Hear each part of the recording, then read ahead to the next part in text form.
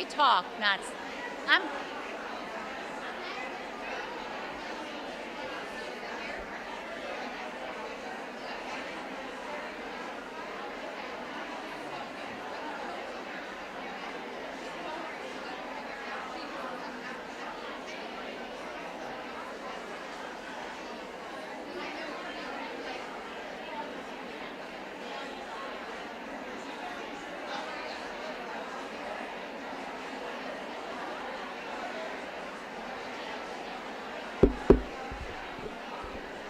Excuse me, ladies. Ladies, this is very important. Shh. Everyone, please sit down. If there is an empty seat at your table, raise your hand high. And maybe show me with your fingers how many empty seats there are. Okay, everyone else, please sit down so we can see where there are empty seats. If you're standing, I need you to sit. Thank you.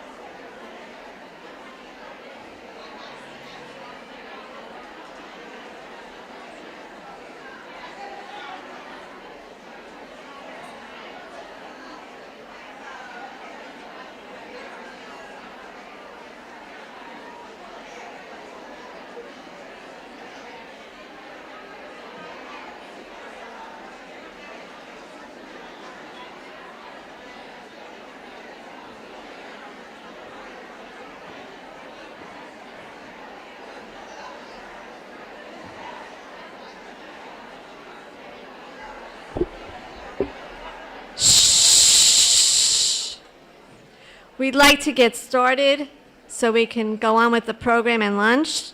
If you have an empty seat, please raise your hand or stand because we do have some people that need seats.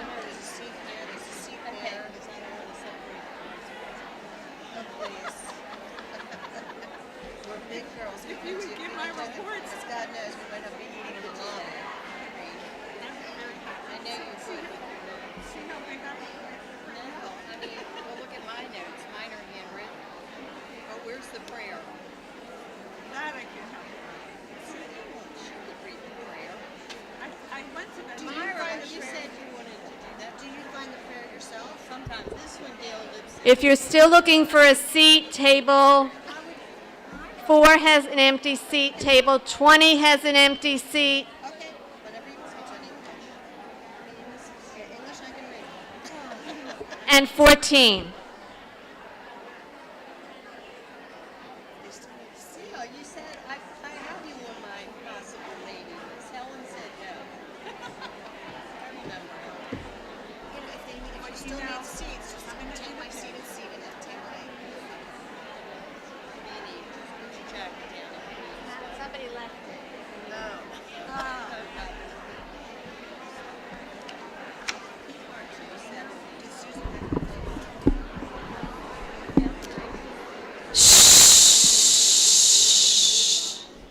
We would like to get started. If you are a new member in the Schuster Library and you left your jacket, it's up here. Please come and claim it. It's our table. Is it over there? They know. Okay. They know.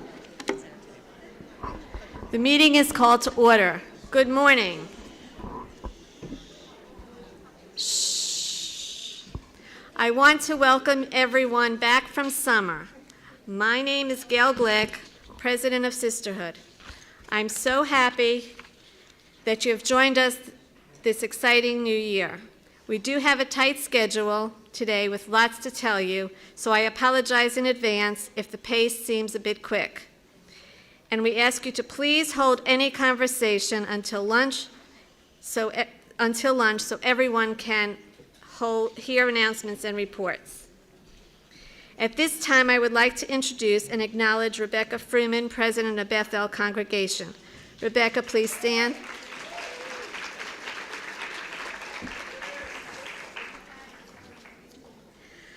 One quick announcement: on your table are name tags and markers. You might know most of the people at your table, but there are others you might not know.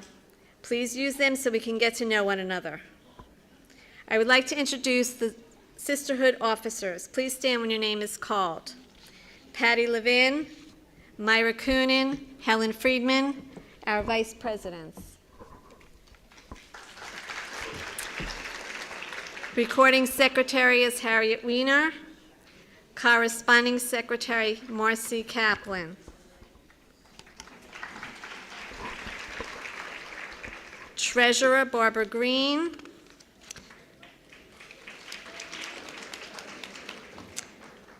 Financial Secretaries Barbara Roth, Fran Crystal, and Renee King.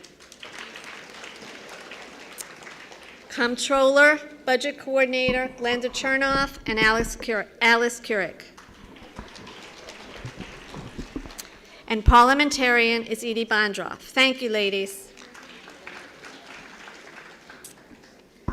I do have a few announcements that are very important because it takes a village to start off our sisterhood year. Many of these women and their committees have worked through the summer so that we could be here to enjoy this program and luncheon today. Thank you to our 3 financial secretaries who were previously introduced for keeping track of dues, new members, and all the data that was sent to them by our data manager, Freddie Silverman, who is also a past president. Thank you. None of us have gotten through the door today without the hard work of subscriptions coordinator June Jacobs and reservation coordinator Michelle Weisbrot, along with Michelle's sign-in crew. How about this beautiful room? Our very creative decorations committee, led by Ruth Green and Roz Kerman, who create wonderful and colorful atmosphere for every meeting.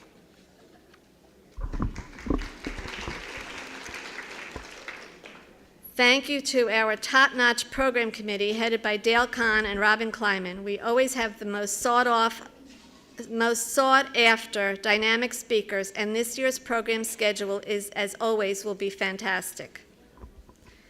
I would like to take this opportunity to thank the Food Committee for all their hard work in planning the menus and helping to serve us all in a timely manner.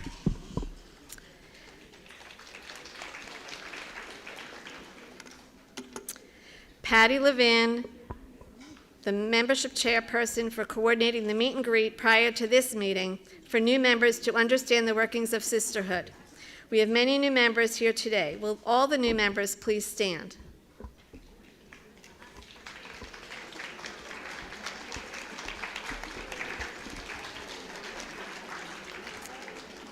I hope to see you at the various activities and events throughout the year. Get involved and make new friends. To all other committee chairs for all their tireless work throughout the summer for the upcoming events that you will hear about during our committee reports. Our 3 vice presidents continuously worked during the summer to ensure that all committees were set up and are functioning smoothly. Thank you for your reports. And Myra Coonan, if you'd like to give yours. Good morning and welcome. My first report is for JTS, Torah Fund. That's the Jewish Theological Seminary, where future clergy are educated and all of our clergy attended. There is a variety of cards, Mazel Tov, Sympathy, Welcome to the World, and more. There are 6 cards for $20, and they're on sale at the table in the back of the room from Jane Crozen and Gail Sugarman. Next is our holiday fundraisers and sides. There should be flyers at your tables for each of these. The holiday sides, we're offering Rosendorf's challah, Scion Bakery chocolate strip or apple strip, and backed by popular demand, Yaffa's kugel. Orders must be in by Wednesday, September 10th, which is just 2 days from now. Pickup is on Sunday, September 21st. There's a flyer at your table and flyers out in the lobby at the Sisterhood corner. We are also having fundraisers from 2 local businesses, Morgan Truesdale, Gifts and Candy. They will donate 15% of proceeds to our Sisterhood. The fundraiser starts today, September 8th, through Wednesday, September 24th. Please mention Beth El Sisterhood when making a purchase. Also, Quarry Wine and Spirits will donate 15% of proceeds to our Sisterhood. The sale is on 2 specific days, Tuesday, September 16th, and Thursday, September 18th only. Again, please mention Beth El Sisterhood when making a purchase, and these flyers are outside again at the Sisterhood corner. Our next general meeting and luncheon is Monday, October 6th. Please note that meeting will start at 11 a.m. The last day for in-person sign-up is September 24th, if you're not a subscription member, if you're signing up individually. The last day for sign-up is September 24th, and please sign up sooner rather than later. As you can see, we have a sellout crowd for our speakers and luncheons. And lastly, but not least, is the Judaica shop. Please stop in to the Judaica shop as it is open today, during and after the meeting. They have beautiful new items for hostess gifts, mitzvah gifts, and just maybe something for yourself. The Judaica shop also has new hours. I'm going to run them off for you. I don't know that you'll remember, but Monday, Tuesday, Wednesday, and Friday, 12 to 2, Thursday, 1 to 3, and when Hebrew school is in session, no? All right, I'm telling you the wrong things. See Marcy Kaplan. Perfect.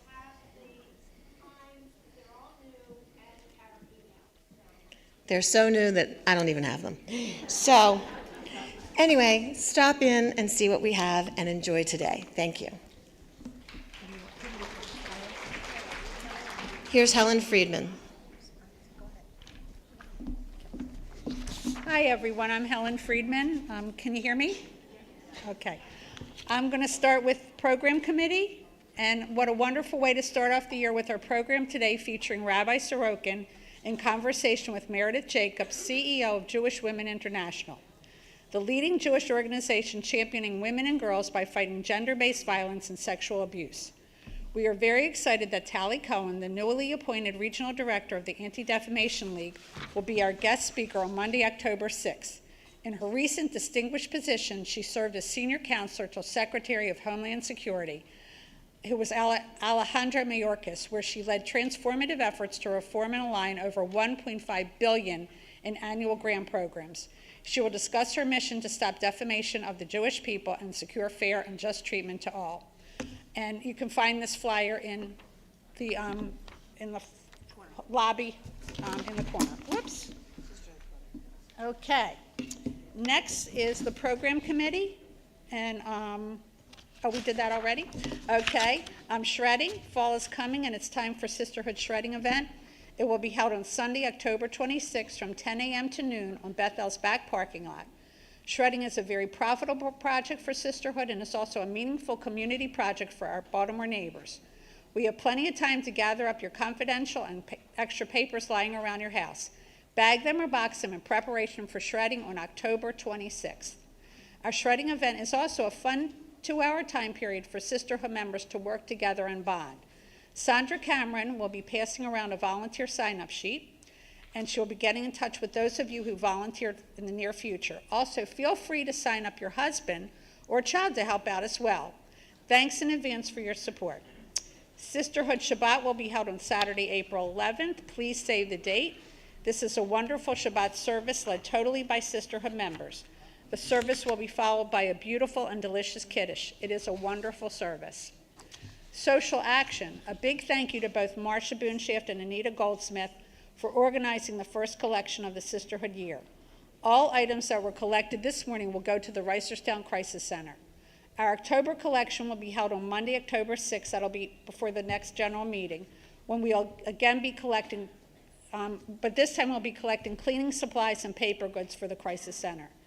In addition to the collections for the Crisis Center, we will begin our coat collection. If you have any questions regarding this, please contact Randy Melnick. Our last event for October will be a dinner for the residents of the Hope Lodge on Thursday, October 30th, where fall fare will be served. And Anita and Marshall want to thank everyone for their continued support and generosity.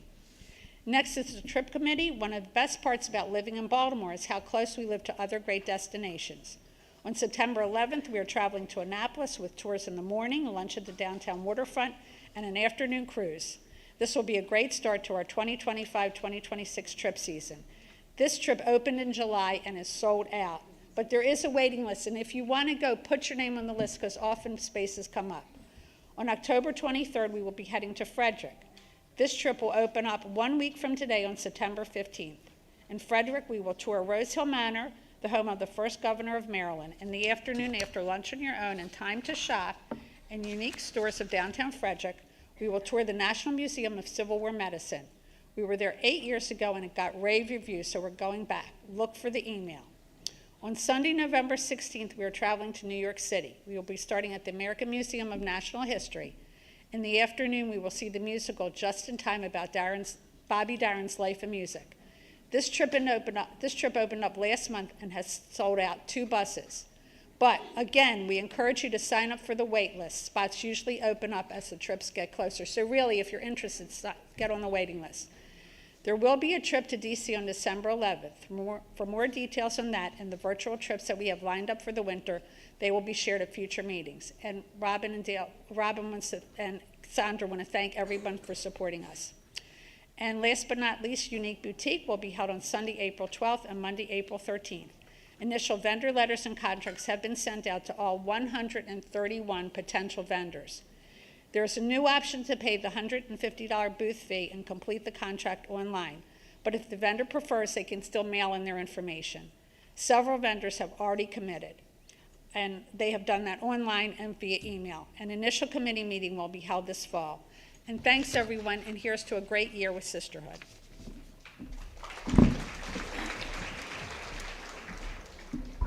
Patty Levin. Everybody, thanks for your attention. It's so hard to see. Okay, so my committees include some of these updates. Here we go. So the first one is Biblio Committee. The first Biblio will be held following our board meeting, which is this coming Wednesday, so a week from Wednesday, the 17th, about 12:30. Instead of a book review, we're going to have Paula Gallagher. She's from the Baltimore County Public Libraries. She's going to speak to us and talk to us about new books coming up and make suggestions for what we should read in the fall. At that time, bring like a dairy lunch, and we'll provide drinks and snacks. You should RSVP for that. It's not like this, but just so we have the number of who's coming so we can set up the right amount of tables and chairs. And then in October, we have another Biblio on October 22nd, again following a board meeting, and the book will be facilitated by Edie Bondroff. She's going to review it. It's called Kissing Girls on Shabbat by Sarah Glass. So if you want to read that, get it ahead of time.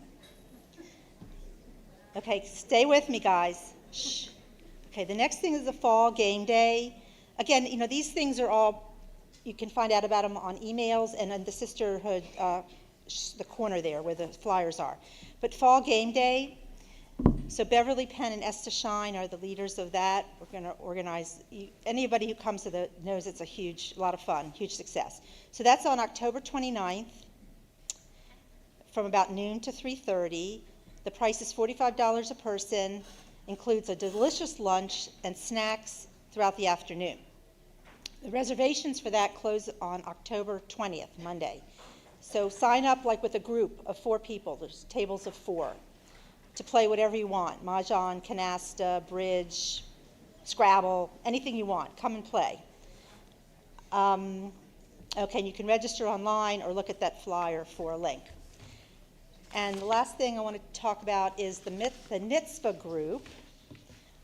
Susan Himmel hosts a really cohesive, nice group of women at her home once a week, where they knit 10-inch squares and put them together. She puts them together in an Afghan, and they're given away to nursing home, people that need something to cuddle with, whether the person's sick, temporarily breaks something in the hospital, home rehab, wherever. And the group gets together and they chit-chat and they make the Afghans. They meet every Thursday at 10:30, beginning October 9th. And if you have any questions, you should contact Susan Himmel. And again, there's a flyer out there. Thank you all for your attention.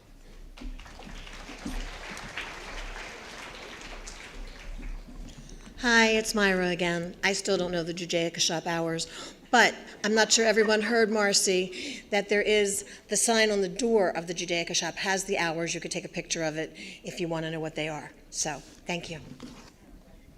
Thank you, ladies. One of the things that everyone can do to help Sisterhood is to become a program sponsor, which means donating in honor or in memory of someone or something and having that donation announced at the next program. Bobby Selnick will read the sponsors for our meeting today.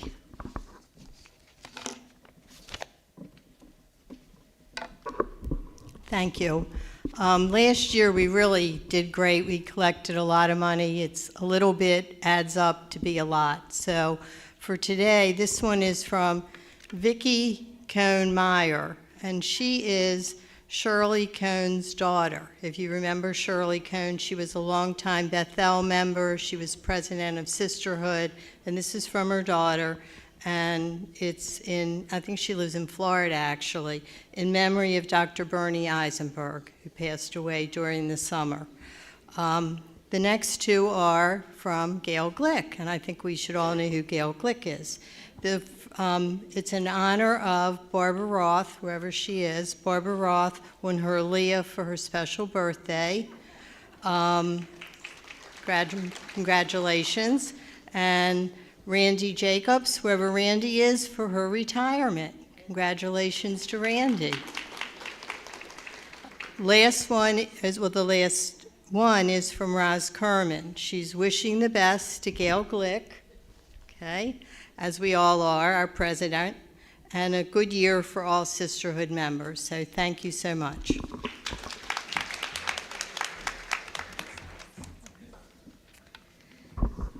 Remember that in between meetings, you can purchase contribution cards in the Beth El office. Any checks that you submit should be made out to Beth El Sisterhood, not Beth El Congregation, since we have separate accounts. We have a new fundraiser this year. Fran Crystal and her team are selling tickets to Boscov Shopping Day on October 22nd. You can shop in-store or online, and the tickets are $5. All proceeds go directly to Sisterhood. If you're interested, please see Fran Crystal or Jane Sachs. Our raffle drawing for door prizes will be held at the conclusion of the program, so please stay for that. The gals will be walking around during lunch, so you can purchase raffles at that time. On behalf of the Sisterhood Board and its Executive Committee, we wish everyone a healthy and happy New Year. I'd like to call on Bobby Selnick to lead us in prayer and the Hamotzi.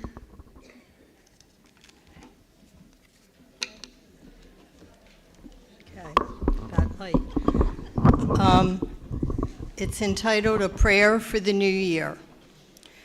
During this coming year, may you enjoy good health and happiness. May peace reign over our country and throughout the world. May you have a kiss from your beloved, a smile from a child, a warm and cozy house with the aroma of good food baking in the oven. May you have wise governors, good friends, and helpful neighbors. May you enjoy the fruits of your labor, celebrate birthdays and anniversaries, and may the sun shine on your face, but not too much. May you see a rainbow. May your team score a touchdown, and I have to add, and not lose in the last second of the game. That's an add-on. Oh, I hate to bring that up. Okay. Okay. Oh, the Orioles won. Okay. May, when you're ready, I'll go on. All right. Okay. May the Sabbath Queen enter your home and enable you to follow the teachings of the Torah with love. May you enjoy peace of mind, and may all your dreams be sweet ones. May the world be a better place because you are in it, and may you find delight in reading a book, finding a bargain, doing a good deed, and giving charity with a free and open hand. Whenever it rains, as it will, may you have an umbrella. And may we meet on the streets of Jerusalem in the year to come. Amen and Lashana Tova to everyone. Oh, we're going to do, you need the bread for the motzi. So everybody find your bread. You can say it along with me. That would be great if we all do this. Baruch atah Adonai Eloheinu melech haolam hamotzi lechem min haaretz. Amen. I do need the bread. Marlene? Yes. Yes.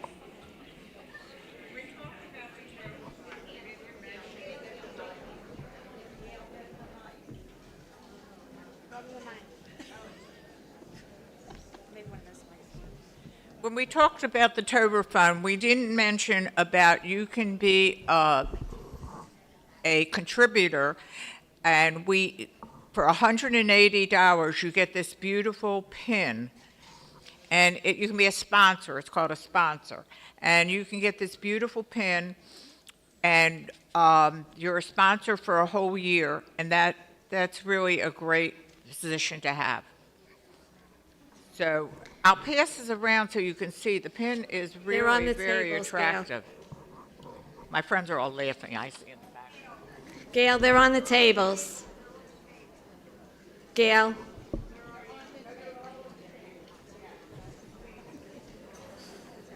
You can see a picture of it on the tables, and that's for a year. And the money goes to the schools, the Torah Fund Okay. money goes to the schools where all our rabbis were trained. Thank you. One last thing, will Minda Goldberg and Marcia Greenberg come up to the front? And now Marlene will call tables for lunch.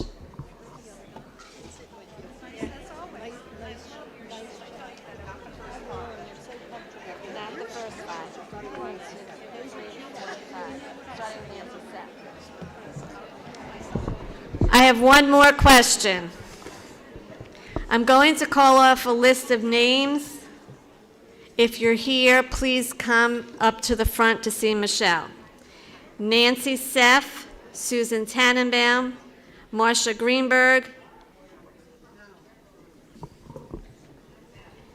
Dee Rash, Ellen Fox, Bonita Lazinski, Harriet Rash, Susan Shozenad, Joan Cohn, Ellen Dorner, Jill Gansler, Barbara Klein, Maxine Levin, Elaine Liebfeld, Elizabeth Malice, Nancy Rosenthal, Lois Skolnick, Carolyn Silverman, or Kathy Weinberg.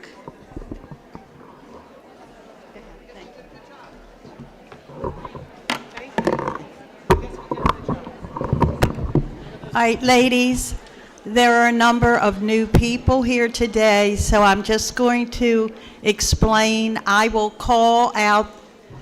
This is the kitchen side, and that is the window side. And then if you look to one of the sides, you will see that there is a letter on. Thank you. There's a letter on a table. When I call your table, I will tell you which side and which table. We have a lot of people. If you follow the directions and go to the tables as soon as I call your table, we will all be able to get to the lunch quickly. First is table 2, window side, table C.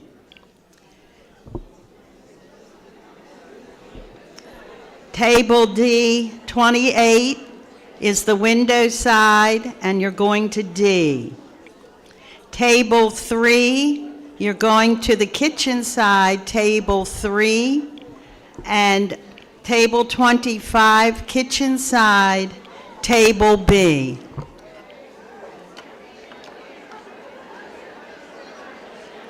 Please do not get into conversation so that when you're in line, so that we can move the line quickly.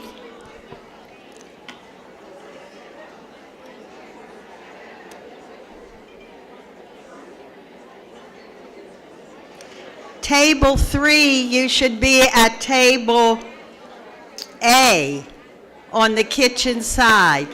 Please go there now. Table 6, kitchen side, table A.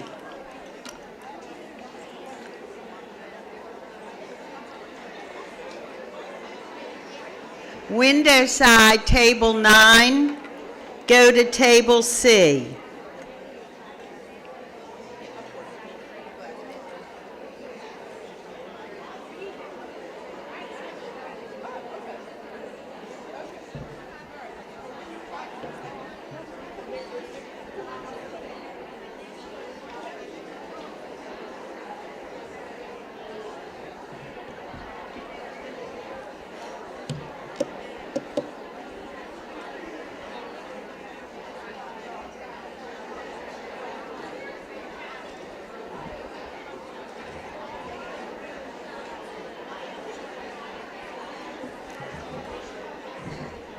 Table 21, window side, table D.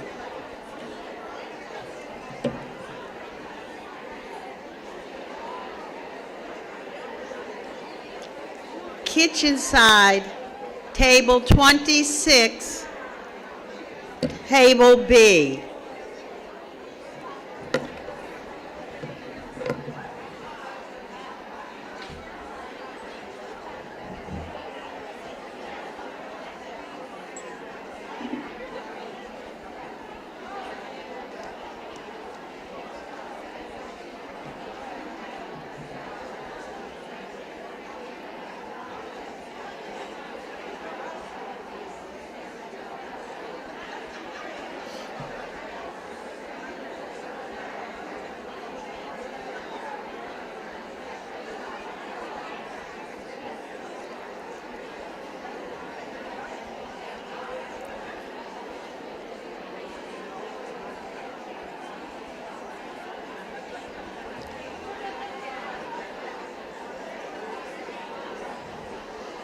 Table 1, window side, table C.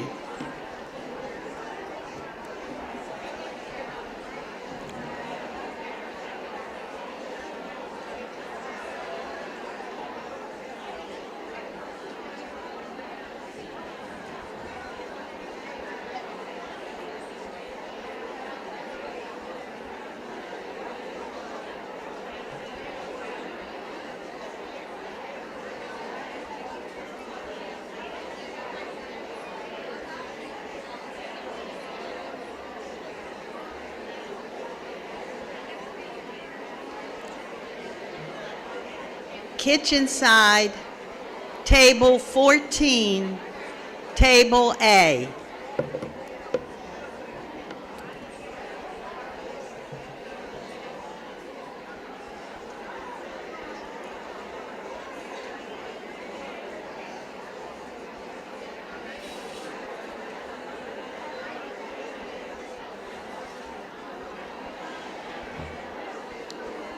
Table 18, window side, table D.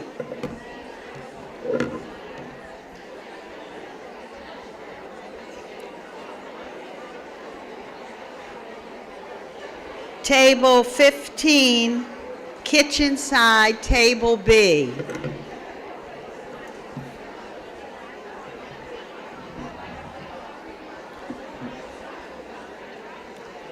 Table 15, you've been called. Table 15, you're going to the kitchen side B.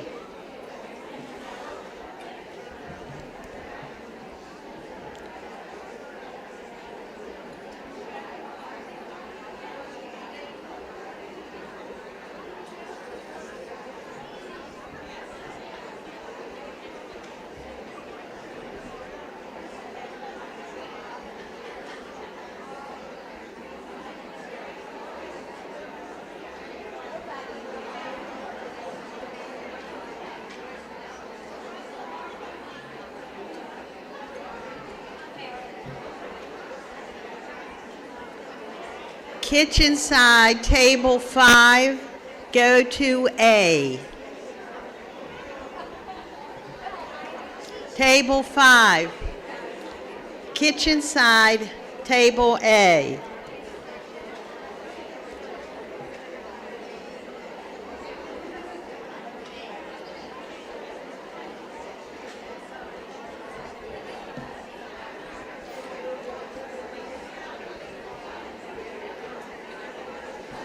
Table 7, window side, table C.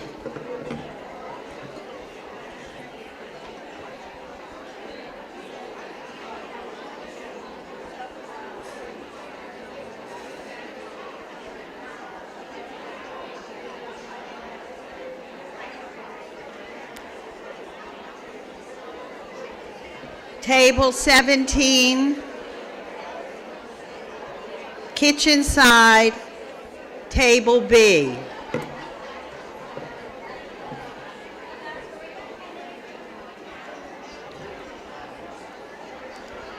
Table 17 has been called kitchen side, table B. Please go immediately to your assigned table once your table is called.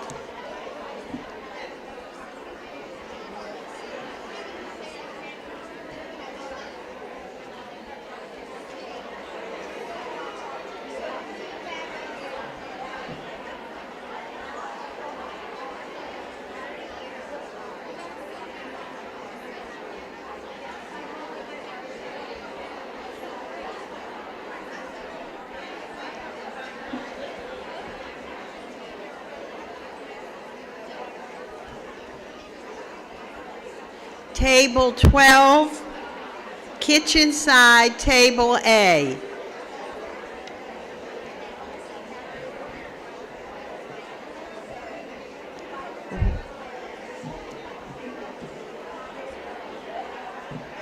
Window side, table 22, go to table D.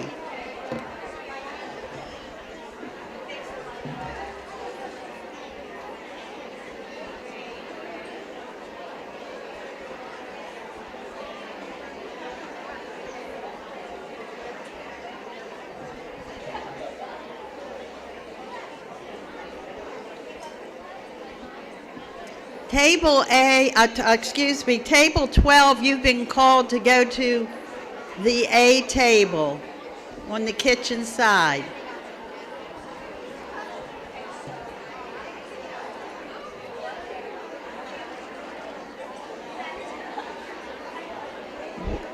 Table 11, window side, table C.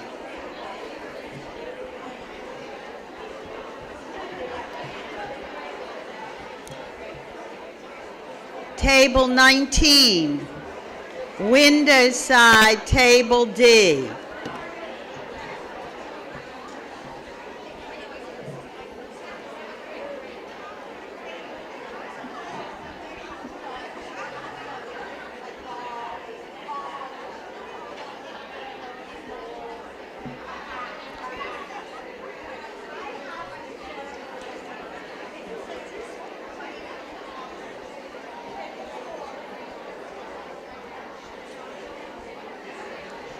Table 8, window side, table C.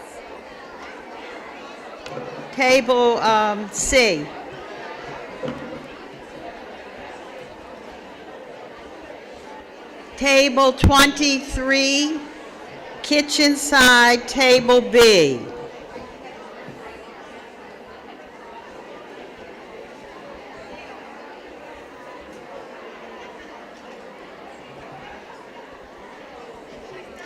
Table 13, kitchen side, table A.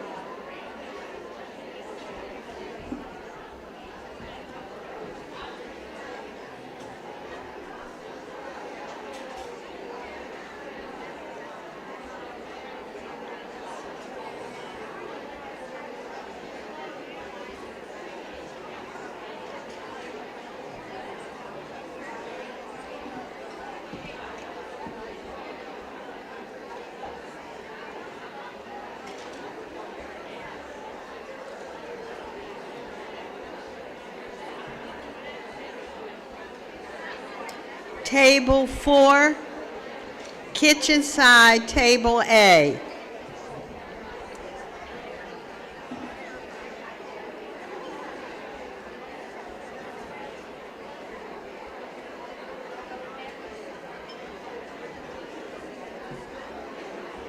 Table 16, kitchen side, table B.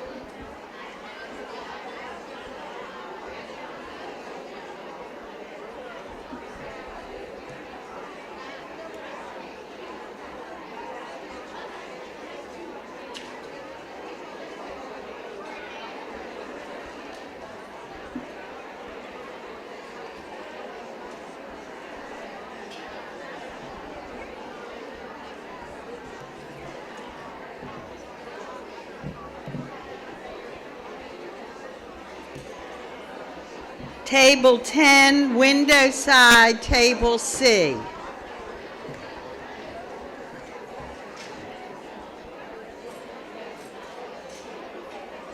People, please go to the assigned tables. Table 20, window side D, table D.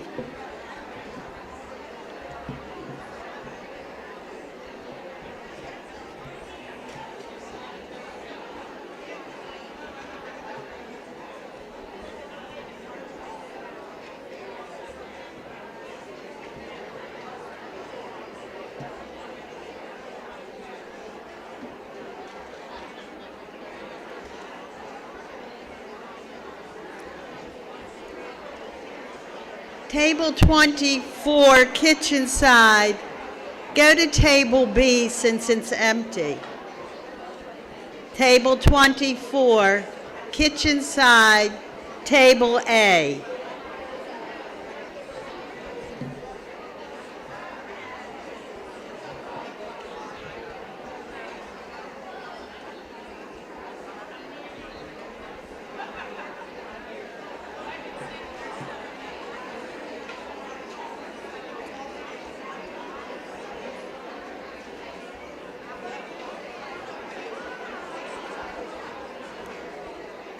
Table 27, window, go to the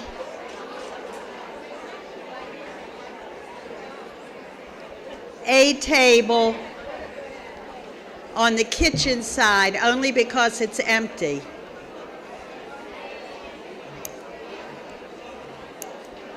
All tables have been called.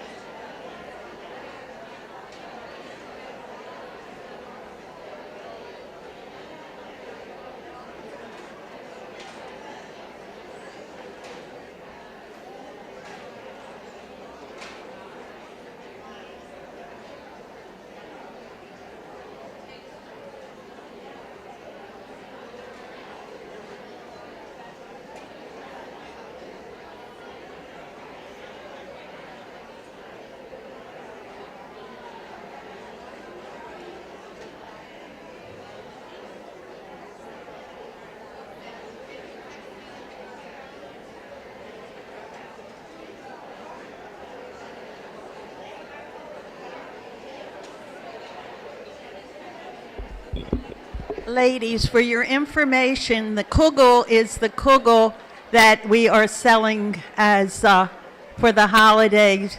So if you like the kugel, it's available for your holiday.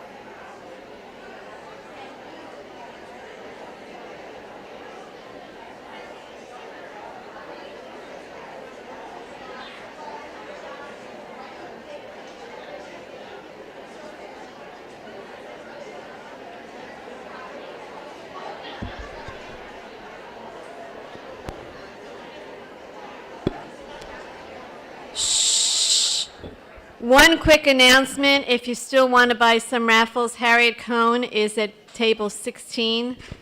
She's selling the raffles.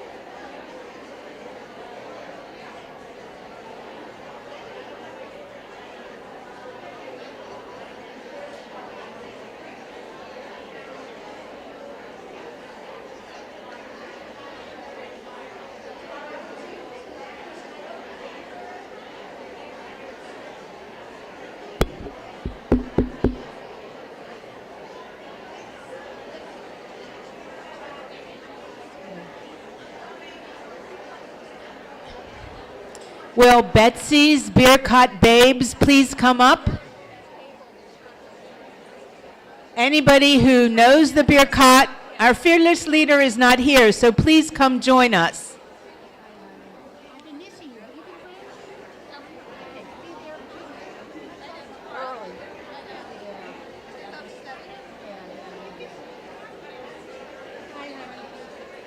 Someone deleted it. Where's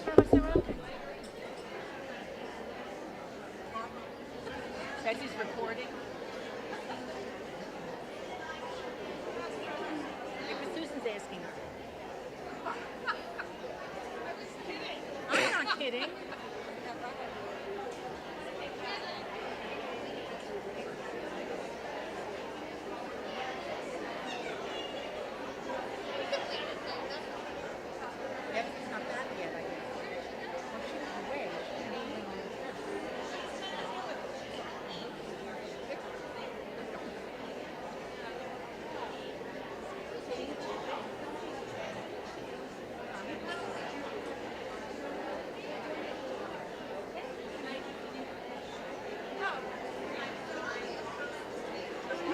Exactly.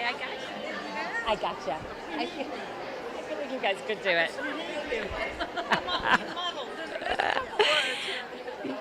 I am always happy to be a part of this team. All right. All right. To thank God for the delicious food that we just ate, and also, to also thank God for all of the people who served us our food today and prepared the food. Thank you all. We are really grateful.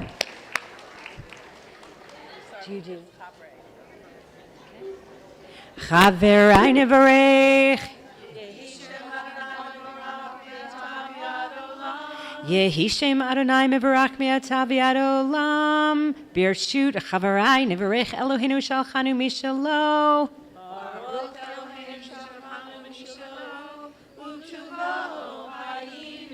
Baruch Eloheinu shalchanu mishalo tuvo chayinu. Baruchum v'rach shemo.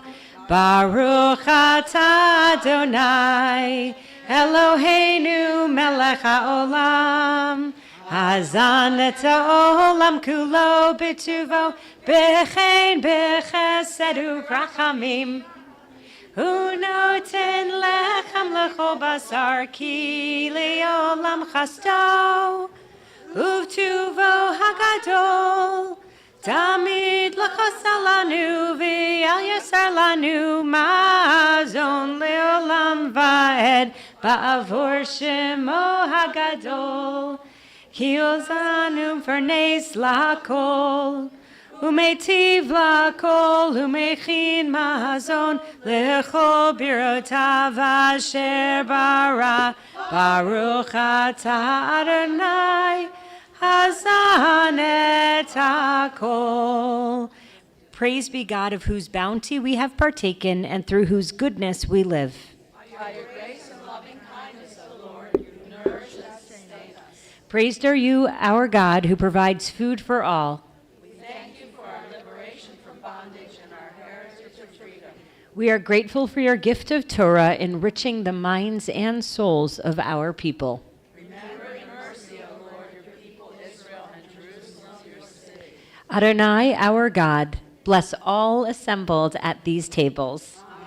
Bless all who are rebuilding Zion so that your word may again go forth from Jerusalem. Amen. Bless all who help to bring forth justice and peace in this world.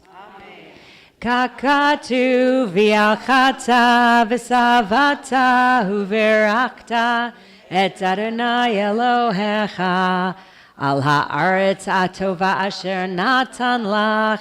Baruch atah Adonai al haaretz v'al hamazon u'v'nei Yerushalayim ir hakodesh bimheira v'yameinu. Different. Ir hakodesh bimheira v'yameinu. Baruch atah Adonai, boneh barachamav Yerushalayim, amen. Baruch atah Adonai, Eloheinu melech haolam, Ha'el Avinu Malkeinu Adirenu Borenu Goalenu Yotzrenu Kedoshenu Kedosh Yaakov Roenu Roe Israel Hamelech HaTov Meitiv Lakol Shebechol Yom Vayom Hu Heitiv Hu Meitiv Hu Yetiv Lanu O says Shalom Bimromav Hu Ya'aseh Shalom Aleinu V'al Kol Yisrael V'yimeru Amen. Adonai Oz Li'amo Yitain Adonai Yivarech Et Amo V'Shalom. May God give strength to our people and bless us with peace. Amen. You didn't need me. You did not. You were terrific. But it was a privilege to be a part of the choir. Yes, I told you. The gratitude choir. You're the best person. Your cupcakes. Exactly.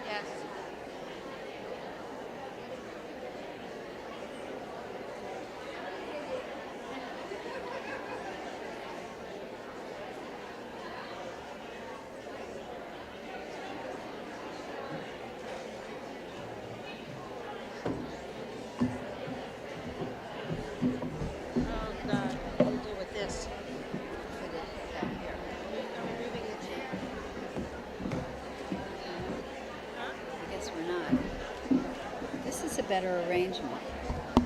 Yeah. And, you know, with the light shining in your eye, Yeah. you want to move it back? Or? Warm. No, I mean, I think we're good. Just do the should. Shh. It worked. It's magic. Thank you. Good morning and welcome, or rather, good afternoon, and welcome to our opening meeting. I am Dale Kahn. And I'm Robin Kleiman, and we are the co-chairs of the program committee. It is wonderful to see so many familiar faces and some new ones as we gather to reconnect and recommit to the incredible work Sisterhood does as a community. We are truly excited to begin this year with an inspiring and meaningful conversation featuring two remarkable women, each a leader in her own right and deeply rooted in Jewish values, and each passionately committed to shaping a better world. First, we are honored to welcome Meredith Jacobs, CEO of Jewish Women International, award-winning journalist and advocate for women's empowerment. Through her writing, her leadership, and her voice, Meredith has become a champion for causes that speak directly to the heart of Jewish life, family, and justice. Joining her in conversation is someone who really needs no introduction to this community, our own Rabbi Dana Sorokin. Yay! Rabbi Sorokin, as you all know, brings wisdom, warmth, and an unwavering commitment to guiding us individually and collectively towards deeper, meaningful connections. Together, these two extraordinary women will explore themes of leadership, identity, resilience, and community, offering insights that are sure to spark both thought and action as we begin this new year together.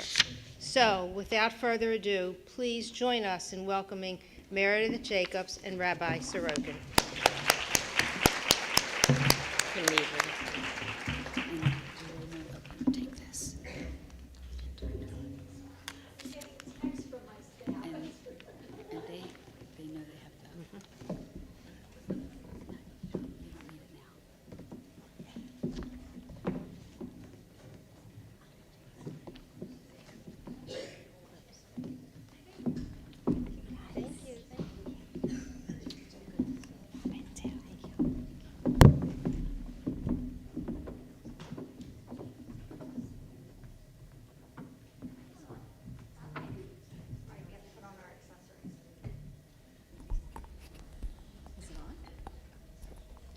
didn't bring my Good? glasses up. Am I on? Yeah, you're perfect. I'm on? No, I wasn't. No. Now I'm on. See, there's a green light. I know. So, hi. It is so nice to, first of all, pull into Beth El's parking lot and just feel like it's actually the high holidays. I was like, should I park near the kitchen? There's no parking spaces in our lot. And I have to say that, that when I was speaking to Meredith about this day, I said, like, there really are no words that can adequately describe our sisterhood in a way that you will believe me. And I really mean that. I mean, the power of numbers, but also the strength, the commitment, the devotion, and also like the depth of their interest, curiosity in not only what's happening in the room, but what's happening in our community and what's happening in the world. And so Meredith, we're so excited that you're here today. Just a little whisper that Meredith is a colleague and she's also my friend. So it feels particularly special to be able to sort of catch up publicly, if you will. And Meredith is one of those friends and people that you can like call up and just be like, so what did you think about this? And like it doesn't matter if you haven't spoken in months. Right.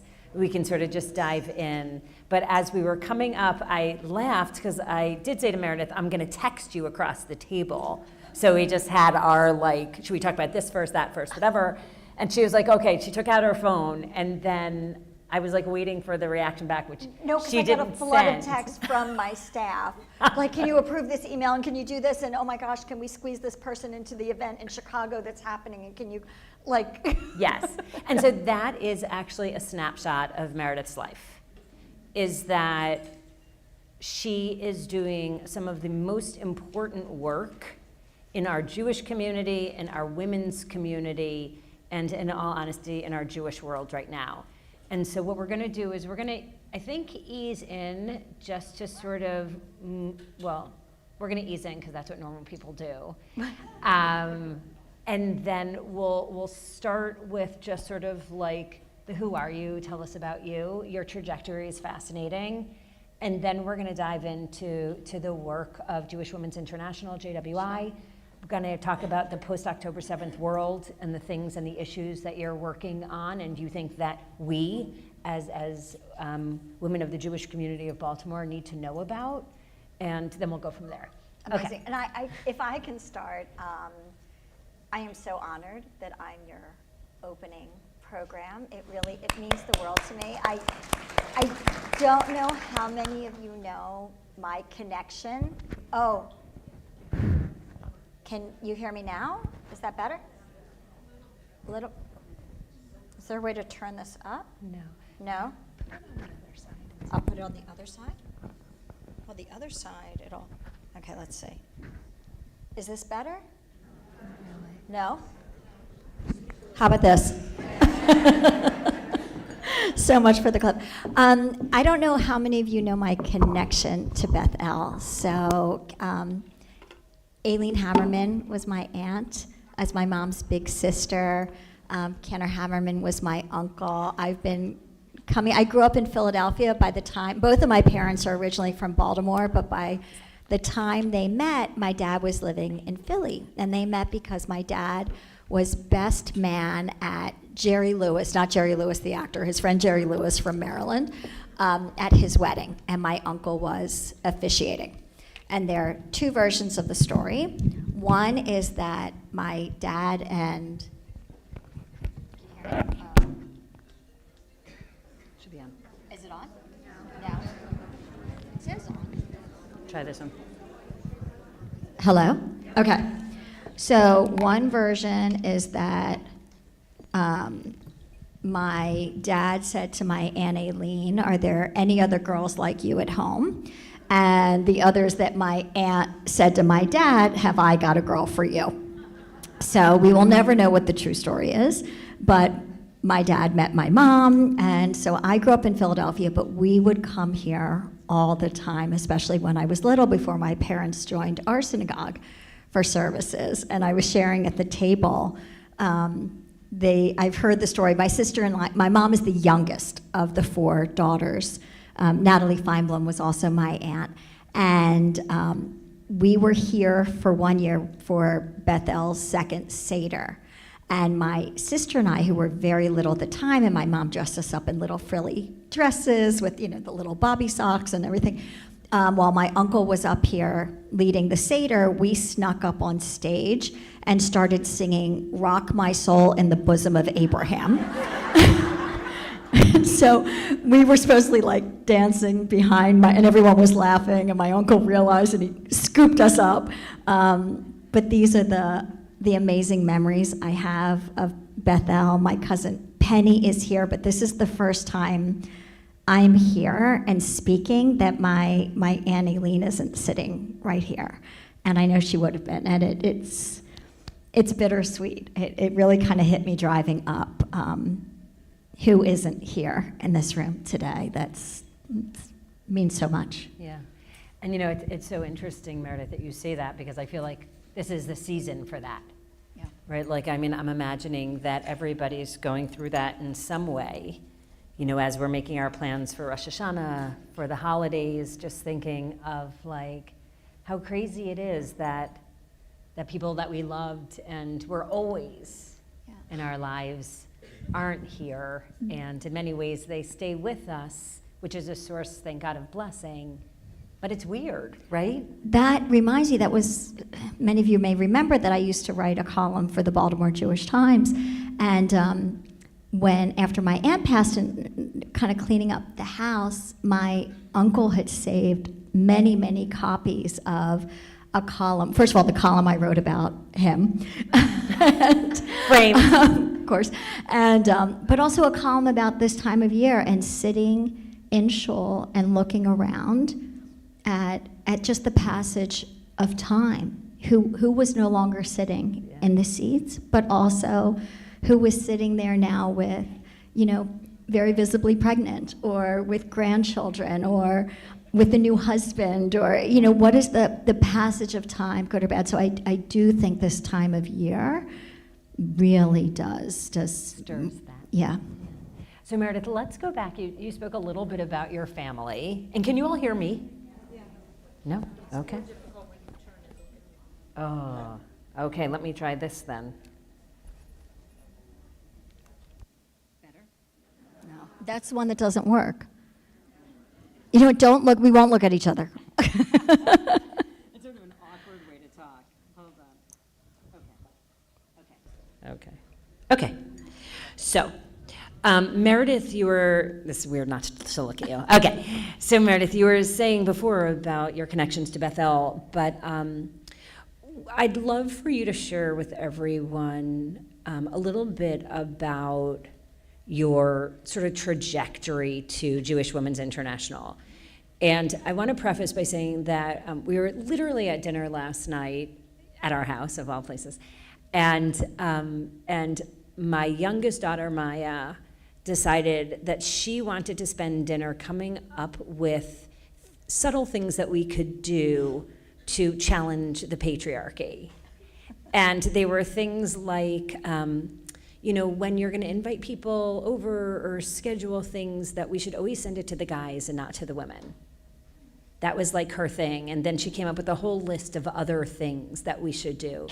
And she said, it's so interesting because we talk a lot about badass women, but we never talk about badass men. And she's like, and I think it's because like badass women feels like it's an exception.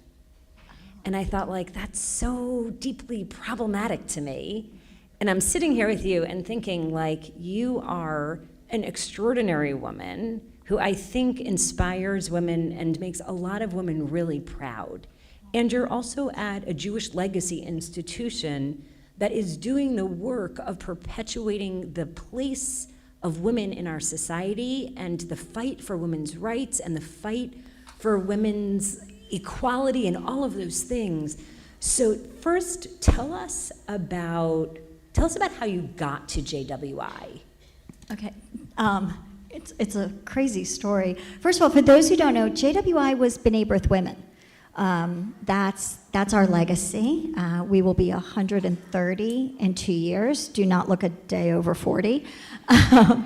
And we're always at the forefront of women's issues. I'm humbled when I look back at the legacy I stand on. We were the first Jewish organization to support the Equal Rights Amendment. I have pictures of the women marching for Roe. They did this extraordinary project called Dolls for Democracy, where there were handmade dolls of all different famous American figures. Well, not just American, like Golda Meir, but also, I'm blanking, George Carver, the first, one of the, oh my goodness, I'm blanking on the names. Anyway, they would go to elementary schools and use the dolls to talk to the children about no matter the circumstances of your birth, you can affect change on democracy. So really remarkable.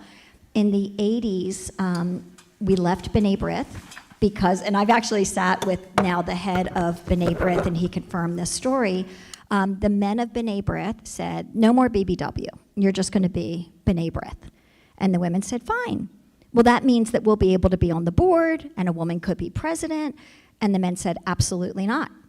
So women were like, we're going to pack up our money and leave. And so that was the split. Dan Mariashin, who is now the executive director of B'nai B'rith, said it was the biggest mistake the men made. They're now asking if we want to merge back. And I'm like, no. But in the 80s, one of our members was shot and killed by her husband. And that led us to our mission of ending violence against women and girls. But when I was little, I never dreamed of working in the Jewish communal world. When I was really little, it was just like you could be a doctor or a lawyer. And I didn't really want to be a doctor, so I was like, okay, I'll be a lawyer. And in my little girl mind, this is not how it works, of course, the best lawyers became judges, and the best judges are on the Supreme Court, and the best of those was the Chief Justice, so therefore, I would be Chief Justice of the Supreme Court. And my mother said, do you even know what a lawyer does? Like, is that even what you want to do? And she encouraged me to go into PR.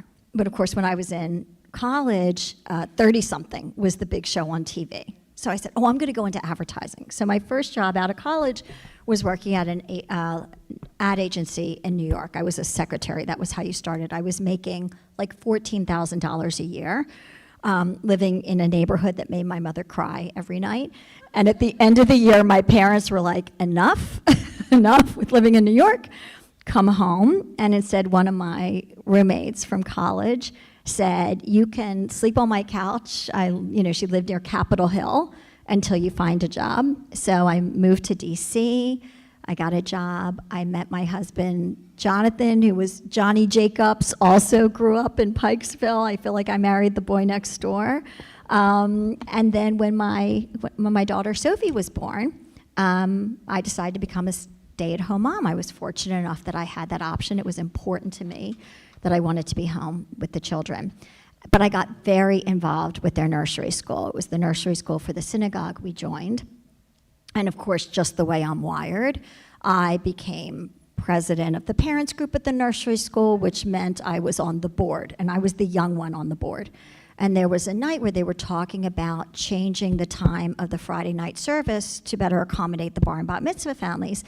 And the people on the board started talking about their Shabbat dinners. And one woman I'll never forget said her son, who was in college, wrote a philosophy paper about how he learned how to think and debate at their family Shabbat table. And I said, I'd grown up, we always had dinner together. I would remember sitting by the clock and waiting for my dad to pull up, and we would have dinner every night. And sometimes we would do Shabbat, and sometimes not, but we were together every night. And so my husband was working at a big law firm in DC, and I said, if I start doing Shabbat dinner, will you come home in time for dinner on Friday nights? And he said, yes. So I started to do this, and then I said to my rabbi, let's do a series of workshops on Make Friday Night Shabbat. And we did challah baking, we did something with what is the mystical kind of Kabbalah meaning of Shabbat. We did arts and crafts, all different things, and challenged the synagogue and the congregants to have Shabbat. And it was written up in the Washington Jewish Week. And a friend was visiting from New York, and I showed her, and she said, you know, my boys are always asking for a Shabbat dinner. You should travel the country and teach people how to have Shabbat. And I said, I've got babies. What are you talking about? I'm not going to travel. And she said, then you should write a book. And I was always the kid who was the writer growing up. So I said, okay, I'll write a book. And I went to Barnes & Noble, and there was a book, How to Sell and Then Write Your Nonfiction Book. And it said how you need an agent and you need a public, like I had no idea. I thought you typed a book and mailed it off to some publisher. And so I went home and I looked through the book and I found agents whose names sounded like they were Jewish women. And, and I got a call back from a young woman who was the assistant to the agent. And she said, I really love this idea. Would you give me a chance? And I thought, this kid's gonna work her tuchus off for me. So she became my agent. She said, it's a marathon. This is gonna take years. Be prepared. 6 weeks later, I had a contract with HarperCollins to write the Modern Jewish Mom's Guide to Shabbat. My sister said to me, and this was back in 2005, if you're gonna write a book, you need a website. Like there were no such thing. So a friend of a friend was starting to do websites. Like, what did I know from this? So we started modernjewishmom.com. It was the first Jewish parenting website. So years before, I was visiting Baltimore, and I was in my 20s. I hadn't yet met my husband, and my Aunt Aileen and Uncle Saul, I know what it was. My parents wanted me to move out of New York. So I went to visit Aunt Aileen and Uncle Saul. They fixed me up with a job interview with Chuck Berger of the Baltimore Jewish Times. Instead of making a job offer, he fixed me up with his son, Andy. But Andy was here, I was in New York, it was... Andy's still here. He's wonderful. So anyway, years go by, I'm trying to sell this book. I email Andy Berger, who was then the publisher, and I said, I don't know if you remember me. And he said, of course I remember you.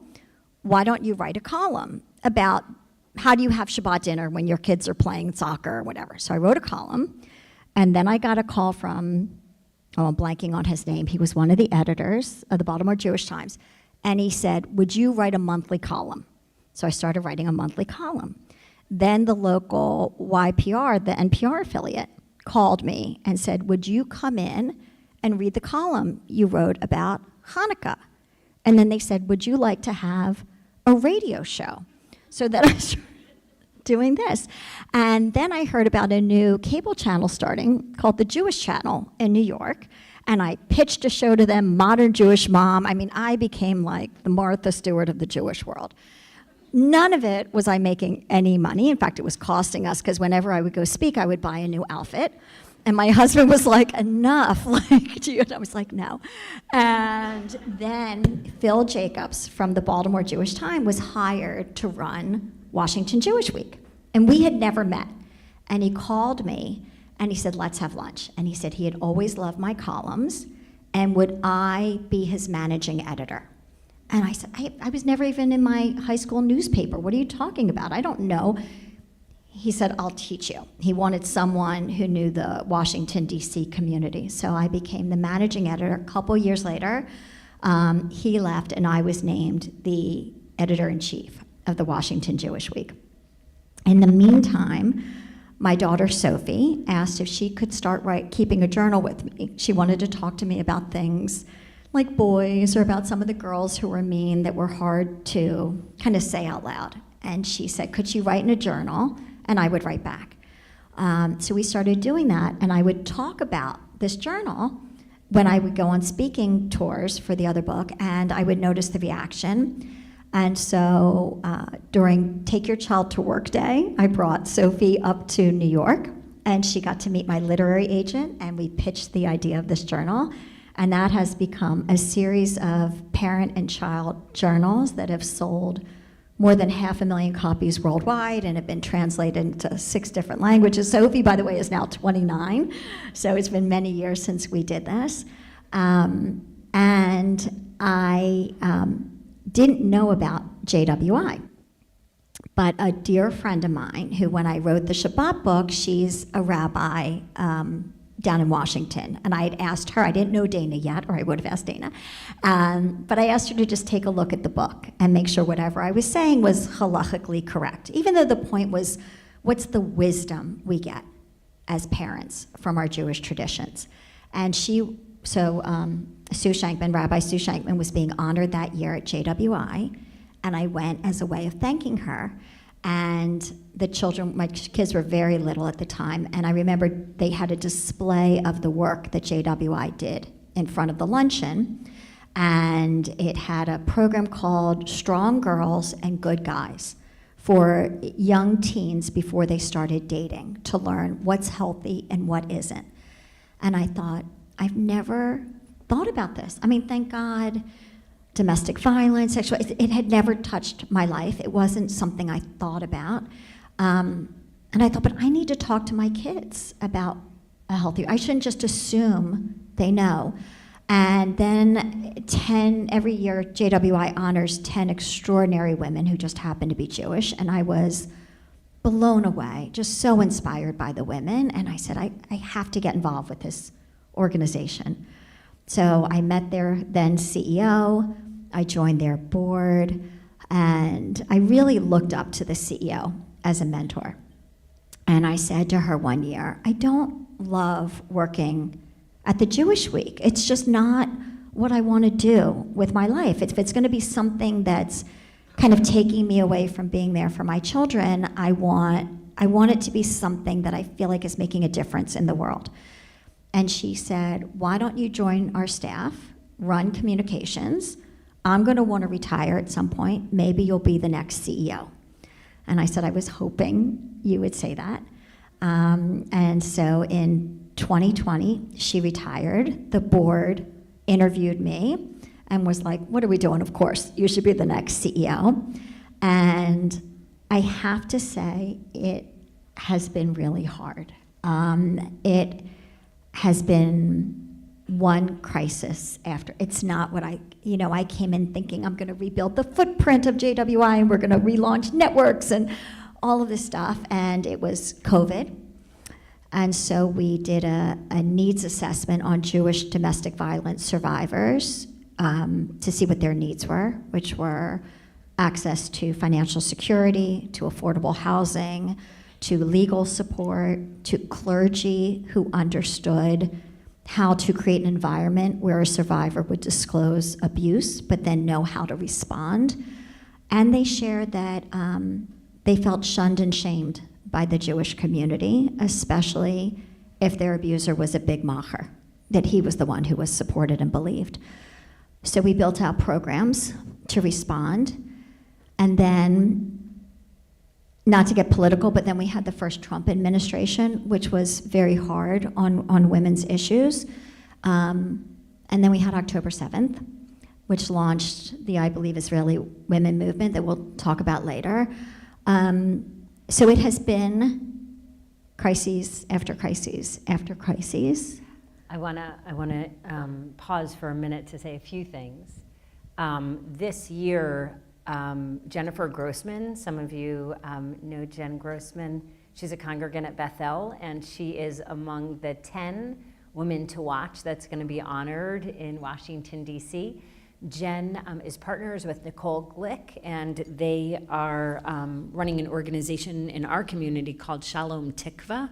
That's pretty spectacular and really has been sort of a lifeline to families that are imploding for a whole bunch of different reasons, typically with someone who's sick in the home, which of course everyone knows that when you have, one part of a bigger system that's not well, or one person in a bigger system that's not well, the impact is really on the entire family. And Shalom Tikva is doing really important work to make sure that families can endure the hardest of moments in time. So looking forward to that. And the JWI Gala is typically in December. It's December 14th and 15th. So the 14th is our Women's Leadership Conference, which used to only be we have 10 networks of young women in their 20s around the country. And so it was at first, it was just for them. And then all of us who are old enough to be their mothers would sneak in and say, Meredith, I'm just going to sit in the back, don't worry. And finally I said, fine, you can come. So now about 400 women come on Sunday, half in their 20s and half not.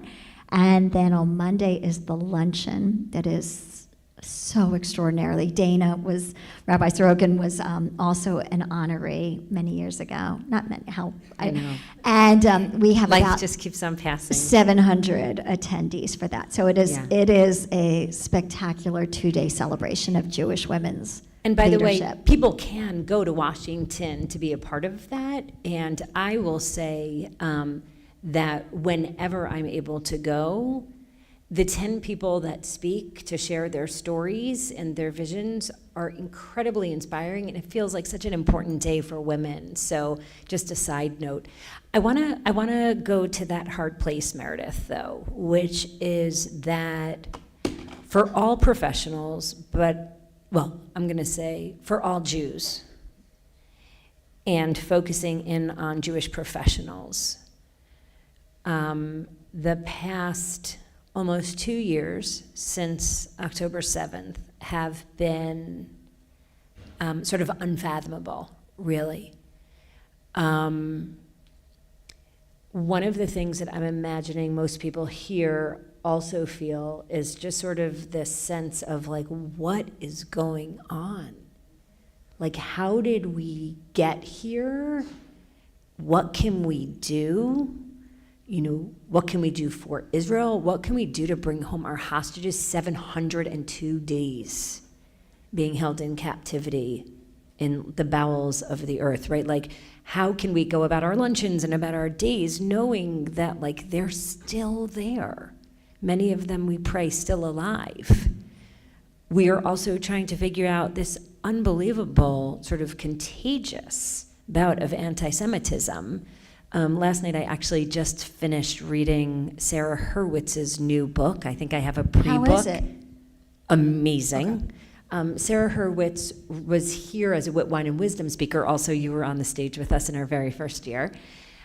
Sarah wrote a book called Here All Along, and now she's written another book called As a Jew. It will be released soon, and actually Sarah's coming a week from today in the evening to speak about the book. But one of the things that's incredible about it is she actually takes a deep dive into tracing like anti-Semitism through the ages and looking at what's happening now as opposed to what's happened in the past. And it's heart-wrenching and difficult and so important. But one of the things that I know you've been really active in doing is responding to this, again, sort of unthinkable part of the experience, which is that on October 7th, women were raped, mutilated. I mean, horrifying sex crimes were committed against women. And by the way, they were videoed. They were videoed on GoPros that the terrorists wore and carried with them. And then they posted uploaded, them. live streamed. They posted them. Not only did they sort of live stream and then repost, they actually took the victims of their heinous crimes and they sent them they used their victims' phones and they sent those videos of them committing these atrocities to everyone in the contact list of the victims. So if you can only imagine, and by the way, and I know Meredith has also gone multiple times to Israel, but we met with Kochav, who's doing a lot of the data collecting for these women that were sexually violated and abused and mutilated. And she said that there was one woman that they autopsied, and they found over 20 specimens of semen in one woman. Like, they cut off breasts and they threw them around.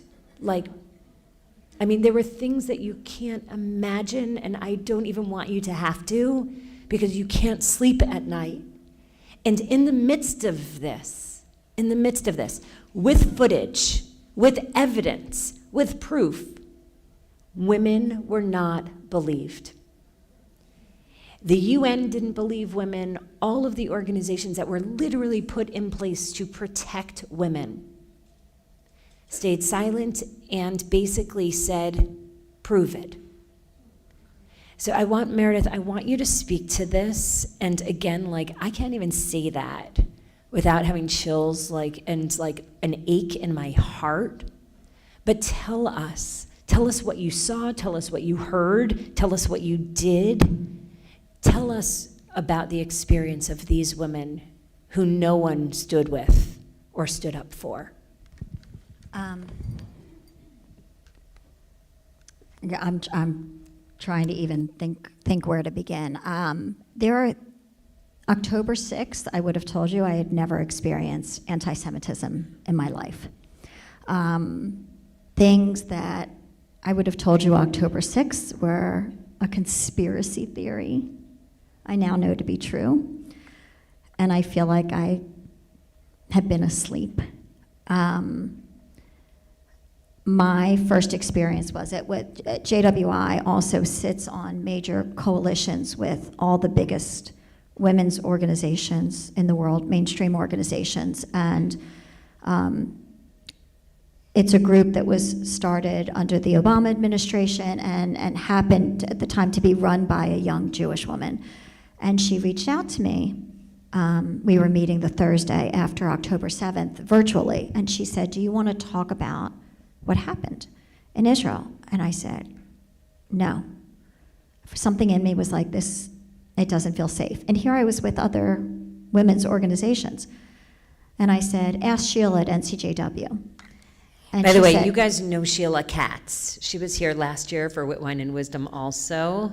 She runs National Council for Jewish Women. There are 3 Jewish women's legacy organizations, Jewish Women's International, Hadassah, and National Council for Jewish Women. They're all 3 incredible organizations that do the work of protecting, safeguarding, and forwarding the agendas and policies for women.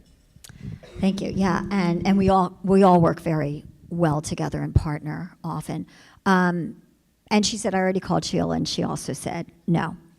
And so, to her credit, we were having this call, and this young woman said, I just want to acknowledge that, and JW and NCJW are the only 2 Jewish organizations in the coalition, that these horrific attacks happened in Israel, and I just want to acknowledge the pain that our colleagues are under. And normally something like that, we're on Zoom, there would be little hearts, there would be something messaged in the chat, we're with you, we're here for you, nothing. And so that was the first glimpse of, wait a second, what's happening in the world? JWI's work is ending violence against women and girls. We know the tenets are, you believe survivors, you never blame the victims, and you never justify rape. And yet when it came to Israeli women, those tenets didn't hold true. There were sexual assault survivor groups who now do not allow Jewish young women on college campuses to be a part of their groups because those young women are Zionists. One of the responses we built out to raising awareness and support for Jewish domestic violence in the Jewish community is called Here For You, where we go to organizations like a JCC and we'll train the staff, the nursery school, camp security teams for what does it mean to survive domestic violence, how does this show up in the children, how do you create protocols and policies to protect the families. Whenever we do the training, we invite the local domestic violence agency to train with us so that the organizations know who to reach out to in their communities if a survivor should need help. We went to Portland, Oregon, and we reached out and said, will you do this training with us? And they said, no, thank you. Our staff supports Gaza. I was fortunate enough to be invited to brief members of Congress back in November of 2023. As part of that briefing, the Israeli police who were researching the sexual atrocities came and presented evidence that I had to sign a paper to say I wouldn't share. And it was horrific what I saw. You would see a picture of something. It was like out of the Holocaust, where it didn't even look like a body. It was like your brain couldn't comprehend, what am I looking at? But there was a scrap of a printed fabric on this thing I was looking at. And then the police showed a video of a young woman dancing at Nova, wearing a dress with that same fabric. We saw videos of, we have a family text thread of a phone that said, "Where's mom? Does anyone know where mom is? Where's mom? Where's mom?" It is heartbreaking, but what is worse is that the world refused to believe them. I believe it's because of anti-Semitism, the denial, the dehumanization, the delegitimization. I was speaking the other day with members of the MFA, the Ministry of Foreign Affairs. JWI works very closely now with unbelievable Israeli women who are doing this work. We actually, instead of Kochav, we partner with the Dina Project, which is Professor Ruth Halpern Kadari, who was part of the UN Women. I mean, these are experts who are not only collecting evidence, they just released a report, but are suggesting paradigm shifts on how the world holds perpetrators accountable for conflict-related sexual violence. That's rape as a weapon of war, because you're not going to have a rapist and a victim. The women who experienced the assault are either dead or they're not going to speak about it. Why would they come forward? Amit Sosana, who was one of the survivors who bravely came forward and shared her story with the New York Times. Second paragraph was a spokesperson from Hamas who said, "We would never do the things she accused us of. Our religion would never allow us to do these things." What other country, what other group of women would be exposed to that? So I was speaking with the MFA, and they were talking about what's happening now in the Druze community in Syria, and they have also, the women have been raped, and they said they've learned from Hamas the things they did to Israeli women, they did, and we have to keep it quiet because the Druze community are very secretive, they're very protective. Part of, when you use rape as a weapon of war, you are looking to damage and shame an entire community. It's also very much a message to the men, you can't protect your women. It's a sign that we can do whatever we want. So it's something that traumatizes the entire community. So I said, are you also seeing some of the things that happened online? The way, because JWI was looking at, how do you get to a world where, as Rabbi Sorokin said, you've seen the videos and the pictures, and yet somehow are convinced that either it didn't happen or that it was deserved. How did that happen? What were the messages online that caused that shift? And they said they were seeing right away on October 8th, where's the proof? Where's the proof? Where's the proof? And that is the line that's being repeated now about the Druze community. Where's the proof? And in a world with AI and deep fakes, you're able to convince someone that truth are lies and lies are truth. So, first, Meredith, I want to say, and I hope that I can say this really on behalf of our entire community, which is bold, but I believe this is true. We are all so grateful for the work that you're doing, really, on behalf of Israeli women, on behalf of Jewish women. And you started off by saying this has been hard, and it hasn't been what you had hoped it would be. And I feel like that's like the ultimate, in many ways, I could say sacrifice, but also gift, which is that you're doing hard things that you don't want to be doing, and you're doing them anyway because our community needs people like you to be doing them. You know what I just remember? You and I spoke. We did. Oh my goodness, this was like, this is what changed the trajectory, because after October 7th, when we learned about these rapes, and I thought, okay, like this is JWI's mission, like, do something.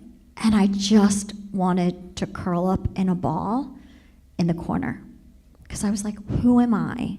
What can I do? And we spoke.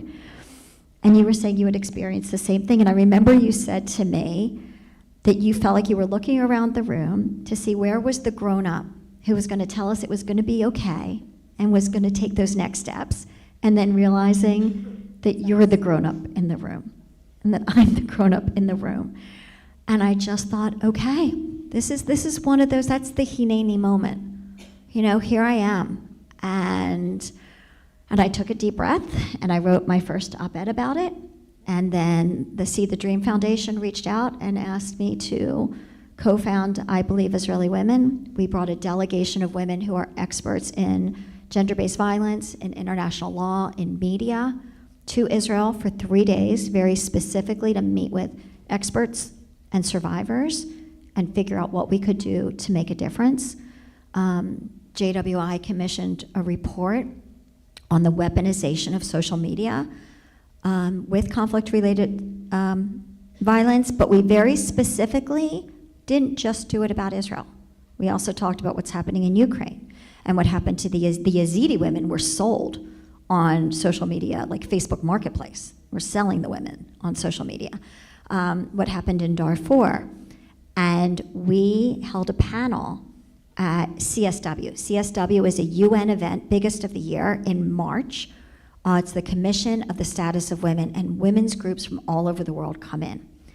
And there were so many people walking around with From the River to the Sea. I mean, they had their swag. And we were like, we needed T-shirts, although it would have been dangerous for us to wear T-shirts. And we created a panel that had a representative from Nadia's Initiative, which are the Yazidi women, from Jerfem, who are women lawyers from Ukraine, and a disinformation specialist, and Ambassador Meryl Frank, who's a former board member of JWI, who was the ambassador to the UN Commission on the Status of Women.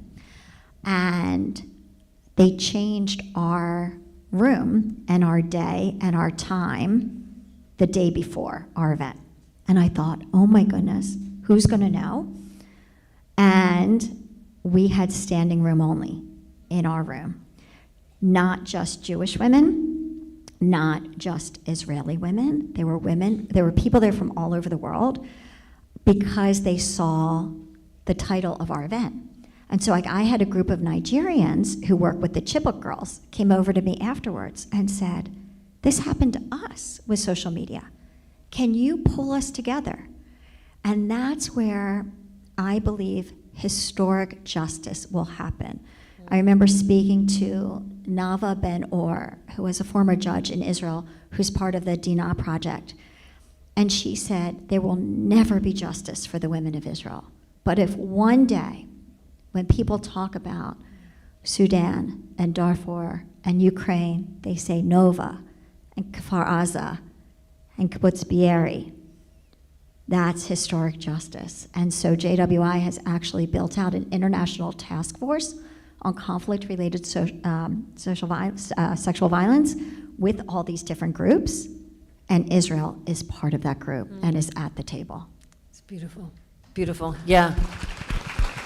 As you were saying that, Meredith, I was also thinking that, like how interesting it is that Din is law, and the Dinah Project is actually, one of, Jacob's only daughter was raped in the Torah by the prince of Shechem. And it's an interesting thing to sort of think about, how we bring in our biblical past and use it to guide us in our present and future. So I want to switch modes for just a minute. You spoke about a piece that you had submitted in the realm of, I believe, Israeli women. But you also recently wrote something else that was a beautiful published piece about this idea of trad women. And I'm actually wondering, I think that a lot of people here would find it very interesting. If you'll tell us a little bit about this concept and where you're seeing it play out in our society around us. So this is Trad Wives. Has anyone heard of this? It's on TikTok. It's being pushed out by extreme far-right men's groups, masquerading as an empowerment for women to say you should be a traditional wife, meaning don't go to college, just get married, don't work, let your husband handle the finances, and just stay home and cook and clean and have as many children as possible. So if you work in the field of domestic violence, this is a recipe for abuse. This is telling, and I wrote a letter that was published in the New York Times because I have been fortunate enough to be a stay-at-home mom, to be a working mom. This trad wife thing is not about stay-at-home versus working. This is about ceding your agency to a man. And it is so dangerous, the message they're giving to young women. We know that 99% of domestic violence survivors are victims of financial abuse. If you don't have access or control over your money, you don't have options. And if you have many, many, many, many children, your ability to leave and care for those children gets diminished. So we teach young women, look, of course, you should be in a happy, loving partnership, but know what's going on with your money and have access to it. And make decisions that you want to make for yourself and for your family, but not because someone is telling you to do it. What is happening right now, and I had wanted to pivot not just with Israeli women, but with Jewish women, that there are, I told you about our young women's groups around the country. After October 7th, JWI had never talked about Israel. Of course, we were always pro-Israel. BBW actually has land in Israel where we built a children's home, but we kind of stayed out of the mess. And the young women said, where does JWI stand on Israel? And I took a deep breath because I didn't know what was going to happen. And I said, we stand with Israel. And our numbers of young women doubled in size as young women sought spaces that were empowering, but that they knew they could show up as their full self, which meant supporting Israel. And I've never been prouder. These are young women who have lost all of their friends, who do not feel safe at work. And Sarah Milgram, who was the young staffer from the Israeli embassy, who was brutally gunned down, was a member of our DC network. I remember when I met her, because we always do events for years with the Israeli embassy on International Women's Day, and it was always like women in diplomacy, and went very empowering. And so Sarah's job was to connect with the local Jewish community, and we had coffee, and she's my son's age. And so I started talking to her, and I was like, oh, how are you? She said she had just graduated from American University, where she studied environmentalism, and she said she lost all of her friends when she took the job at the embassy. And I said, oh my goodness, you should reach out to our DC network. They're amazing young women. They're such ambitious young leaders, and they support Israel. And I didn't realize how involved she had become until after we lost her. In fact, she and Yaron were going to Israel for the wedding of her best friend, who she met through our network. And every time I'm at the embassy and I see their staff, they say, you have no idea what you meant to Sarah. She was so sad when she started working for us, and when she found JWI, that became her community. And I've heard from young women around the country after Sarah was murdered, whether they knew her or not, because she wasn't killed because she worked at the Israeli embassy. The gunman had no idea. He just knew it was an event held by AJC at the Jewish Museum for young professionals. He was looking to harm and kill as many young Jewish people as he could. He just lucked out by getting embassy staff. And they said, Meredith, that could have been me. She could have been my friend. So on actually November 14th, that Shabbat, is the Shabbat we read Chaye Sarah, the life of Sarah, which is the only parsha where we hear about the age. It starts off how old Sarah was when she died. We hear about her life. And all 10 of our Young Women's Networks are having Shabbat dinners in her memory and honor, and it's going to become an annual thing we do for Sarah. Beautiful, beautiful, yeah. So I know that we're going to have to wrap up our time together soon, although I could definitely hang out with you for hours, Meredith. But, you know, we've been talking about a lot of things that are hard. I'm wondering if we might begin our wrap-up by talking about something that gives you hope as we go into a new Jewish year. So as I said, this has been the hardest work of my life. It is also what I am the most proudest of. That I don't look at this moment and say, I was scared, I was silent. I can say I did something that made a difference. And when I hear stories about young people who are turning against Israel, who are turning away from their Judaism because it's just too hard for them to be Jewish in this moment, they're facing too much pressure, both in person and online. When I look at the young women who I know who are standing firmly and proudly as Jewish women, that gives me a lot of hope. I have had the great fortune because of this work to work with women both here and in Israel who I would not have known otherwise, and they are extraordinary.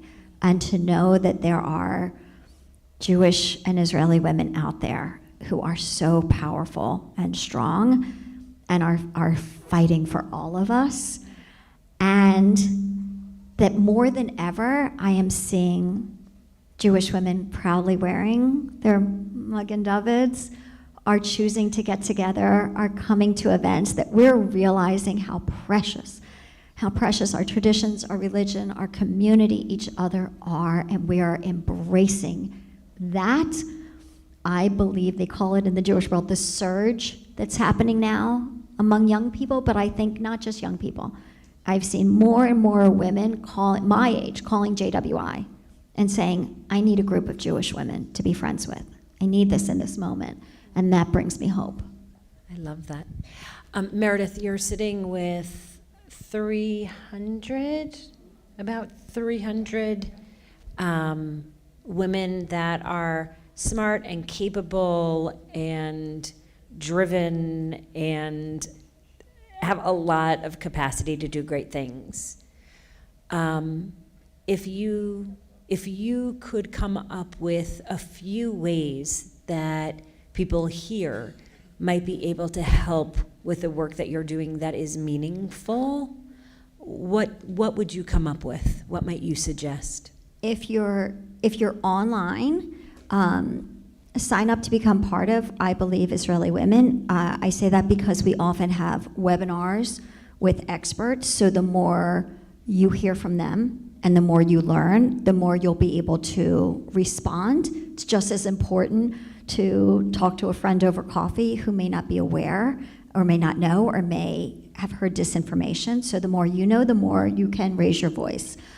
I think be proud to be Jewish, show up, support. And I think about my daughter Sophie, who got married last year, and she has her big corporate job in Chicago, and yet every Friday night she's now making challah and she's got a mahjong game with her friends, and she's knitting sweaters and knitting for her friends who are having babies, and joined the Young Women's Philanthropy Group at her federation. And I'd like to believe she's doing that because she saw me. I think our children do what we do and not what we say, but she saw me and she saw my mom do those things. So I think everything you do, you are showing your children and your grandchildren how to live Jewishly. And if they don't say it to you, they are watching you. And you are setting the example. And you are the role models and the foundations. And what you do each and every day is important and will change the course for generations. So thank you.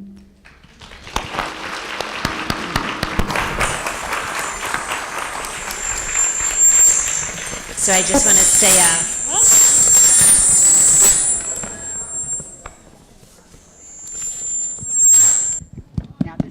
I know it's 2:00, just about, and we usually end at 2, but if you'd like to stay, I'd love to open up the floor to at least a few questions.